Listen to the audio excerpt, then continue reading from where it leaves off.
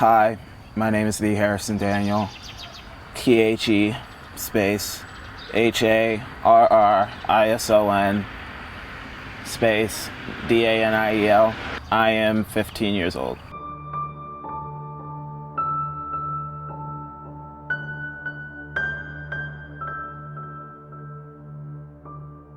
I really enjoy painting because I can do whatever I want on a canvas and it always turns out to be something. Half the paintings I do start out completely opposite from what I want them to be. So like I might be trying to draw a landscape and it ends up being a face. I might be trying to draw a face and it ends up being the sun and the moon. It just kind of takes its own course, and I really don't have to have my full mindset on it in order to really accomplish what I'm trying to do.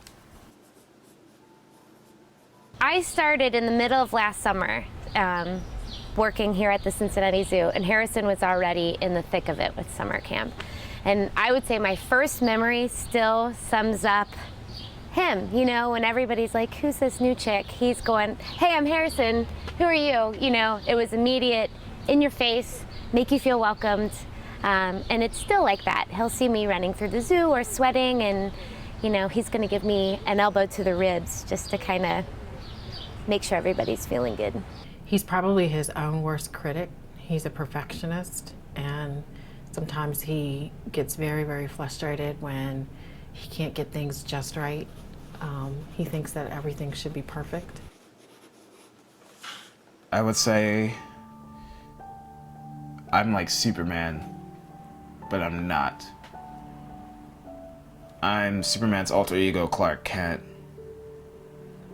I'm the investigator of the humanity. I'm the one who's searching through all the feelings and holding him in close and hugging every person I can when Lex Luthor comes and stabs me with a piece of kryptonite in the back.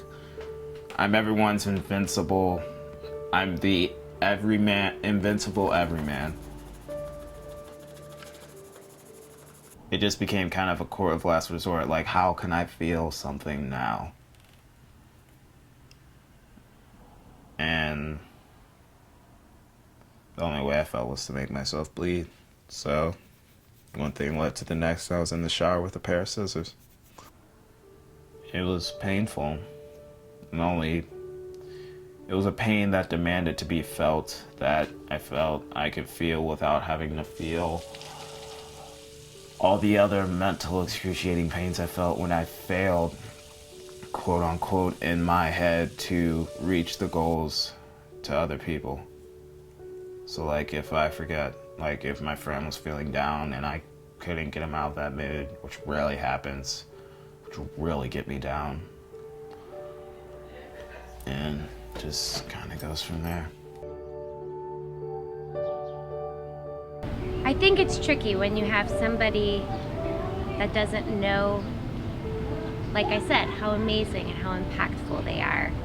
And you see their spirit shines through them, but they're showing so much pain externally, you know. You can't kiss scars away, you know. All you can do is continue to feed love and goodness to them. But when I see somebody like him and somebody that changes the environment that he's around, he makes things lighter and he makes things brighter and he makes things more energetic and more positive. It's so hard to know that there's another side of him that doesn't feel his own light, and he experiences dark, and now it's showing on his body. It's heartbreaking, honestly.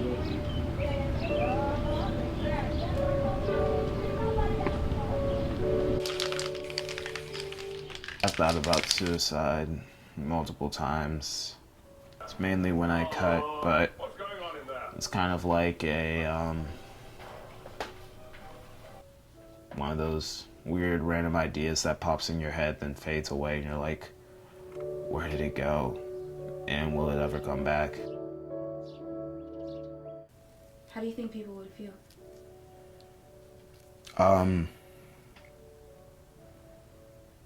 There'd be, of course, that first day where everyone's like, I knew him. He was such a great person. But then slowly, as any problem does, it would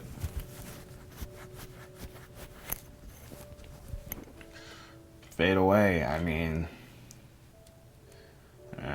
I'd just become another teenage suicide story that would help fuel another round of, hey guys, let's stand up for this, stop bullying, and then would fade away within a month, both on the internet and in real life. How do you think I would feel?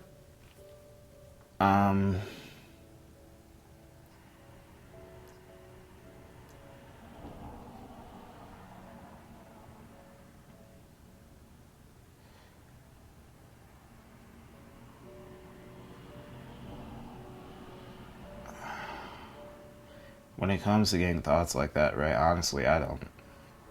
It's the furthest thing from my mind, and I really don't care.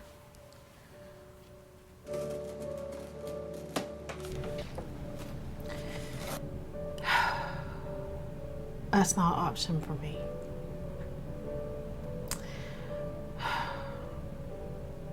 And I guess that's why I don't sleep. And I guess that's why everything he says to me I take so seriously. Because that's not an option for me. And I know I'm probably like thinking,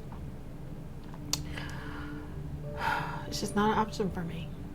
And I can't think about him or any of my kids not being here. I just can't. So I will do whatever I need to do to keep him alive.